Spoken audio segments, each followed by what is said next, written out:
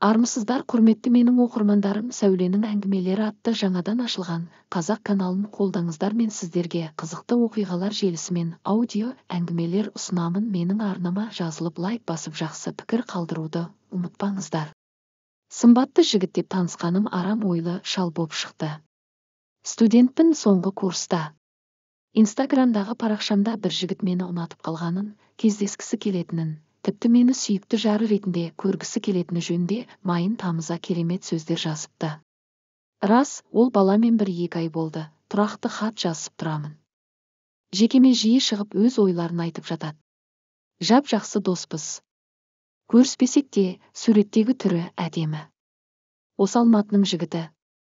Жақсы бір жерде жұмыс істеймін дейді. Менің соңғы курсым қалған, жігіт керек, тұрмысқа шығу керек. Көз салып сөз айтқан біраз жігітті менсінбегем. Ал мына жігіт ұнап тұр. Көңілімнен шыққан сияқты. Аты Шыңғыс, кездесейік деп қиыла берген соң кездесім. Айтылған уақыт. Кафенің алдында тұрмын. Кешкілік мезгіл. Әдемі жігіт әдемі бір көліктен түсіп, бетімнен сүйіп, қолындағы гүлін маған қашан береді деп жүрегім лүпілдеп тағассызбын.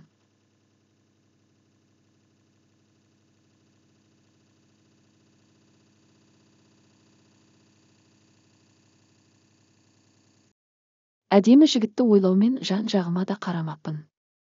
Құралай, қалайсың? Мен Шыңғыспын ғой деген дауысқа жалт қарадым.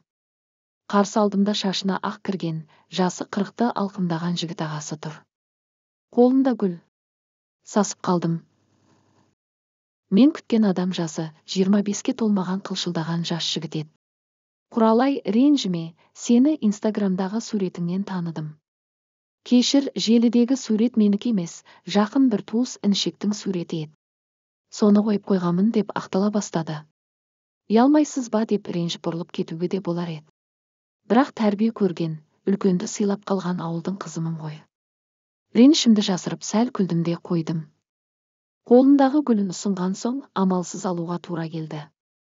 Неге алдадыңыз, шыныңызды айта салмадыңыз ба деп едім. Кешір, Құралай, сөзіңде, өзіңде түзу қыз секілді көріндің. Сенімен араласып достық қарым-қатынас ұстағым келді. Бөтен ойым жоқ деп Шыңғыс тағы кешірім сұраумен әлек. Тілі өте майда екен. Іші бауырыма кіріп барады. Мені жасы үлкен деп қаламасаң, өзің біл.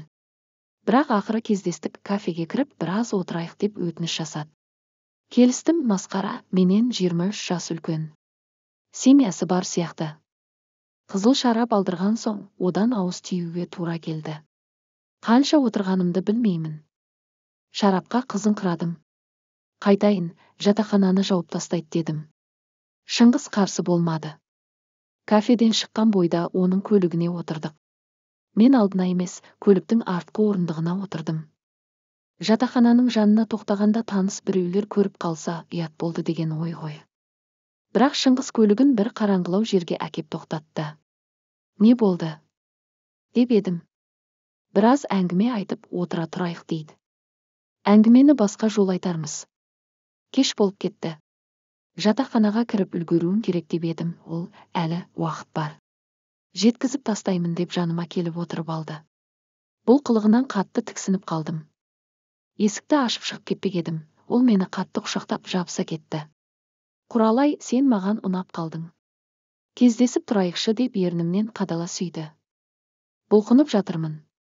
Шарапқа қызып әлсірегенім бе, Шыңғыстың құшағынан құтыла алмадым. Ол болса ернімнен қадала сүйіп, мені шешіндіруге кірісті. Енді болмаса кеш қалатынымды біліп, аға, мен әлі қызбын. Қазір көлігіңіз былғанады. Қонақ үйге, не болмаса пәтерге апарыңызшы.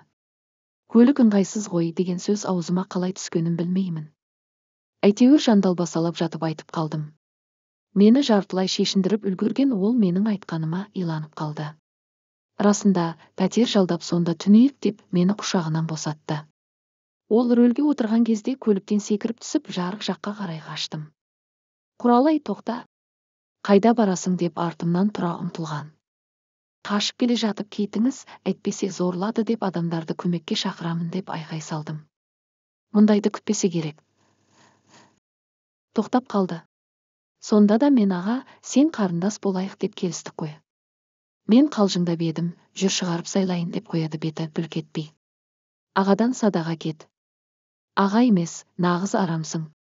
Армысыздар құрметті менің оқырмандарым, Сәуленің әңгімелері атты жаңадан ашылған қазақ каналын қолдаңыздар, мен сіздерге қызықты оқиғалар желісімен аудио әңгімелер ұсынамын. Менің арнама жазылып лайк басып жақсы пікір қалдыруды ұмытпаңыздар. Сымбатты жігіт деп танысқаным арам ойлы шал боп шықты. Студентпін, соңғы курста. Инстаграмдағы парақшамда бір жігіт мені ұнатып қалғанын, кездескісі келетінін, тіпті мені сүйікті жары ретінде көргісі келетіні жөнінде майын тамыза керемет сөздер жазыпты. Рас, ол баламен 1-2 ай болды, тұрақты хат жазып тұрамын. Жекеме жиі шығып өз ойларын айтып жатады. Жап-жақсы доспыз. Көріспесек те, суреттегі түрі әдемі. Осы Алматының жігіті. Жақсы бір жерде жұмыс істеймін дейді.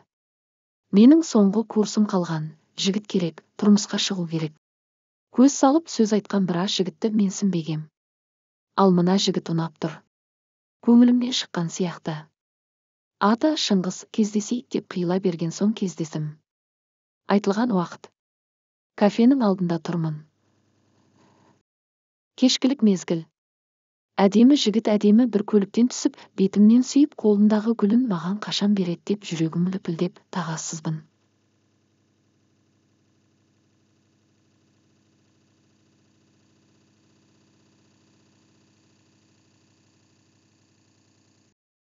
Әдемі жігітті ойлаумен жан-жағыма да қарамаппын.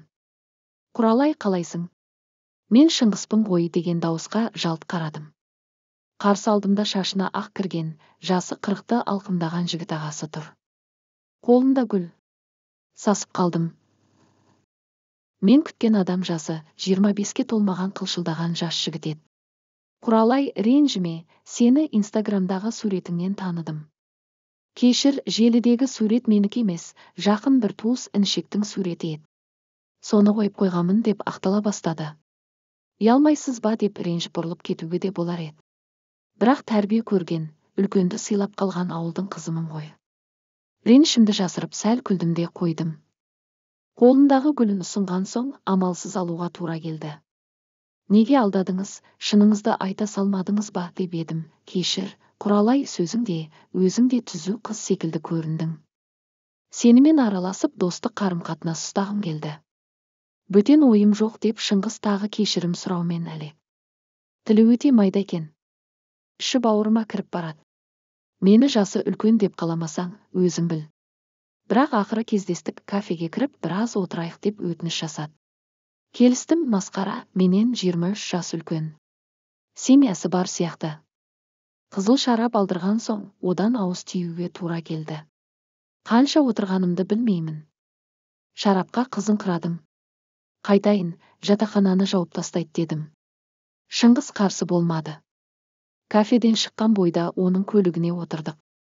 Мен алдына емес, көліктің артқы орындығына отырдым. Жатақхананың жанына тоқтағанда таныс біреулер көріп қалса, ұят болды деген ой ғой. Бірақ Шыңғыс көлігін бір қараңғылау жерге әкеп тоқтатты. Не болды? Деп едім. Біраз әңгіме айтып отыра тұрайық дейді. Әңгімені басқа жол айтармыз. Кеш болып кетті. Жатақханаға кіріп үлгеруім керек деп едім, ол әлі уақыт бар.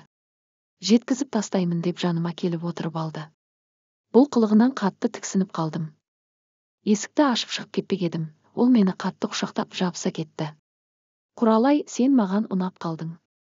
Кездесіп тұрайықшы деп ернімнен қадала сүйді. Бұлқынып жатырмын. Шарапқа қызып әлсірегенім бе, Шыңғыстың құшағынан құтыла алмадым. Ол болса ернімнен қадала сүйіп, мені шешіндіруге кірісті. Енді болмаса кеш қалатынымды біліп, аға, мен әлі қызбын. Қазір көлігіңіз былғанады. Қонақ үйге, не болмаса пәтерге апарыңызшы. Көлік ыңғайсыз ғой деген сөз аузыма қалай түскенін білмеймін. Әйтеуір жандалбасалап жатып айтып қалдым. Мені жартылай шешіндіріп үлгерген ол менің айтқаныма иланып қалды. Расында, пәтер жалдап сонда түнейік деп мені құшағынан босатты. Ол рөлге отырған кезде көліктен секіріп түсіп жарық жаққа қарай қаштым. Құралай, тоқта. Қайда барасың деп артымнан тұра ұмтылған. Қашып келе жатып кетіңіз, әйтпесе зорлады деп адамдарды көмекке шақырамын деп айғай салдым. Мұндайды күтпесе керек. Тоқтап қалды. Сонда да мен аға, сен қарындас болайық деп келістік қой. Мен қалжыңдап едім, жүр шығарып сайлайын деп қояды беті бүлк етпей. Ағадан садаға кет. Аға емес, нағыз арамсың.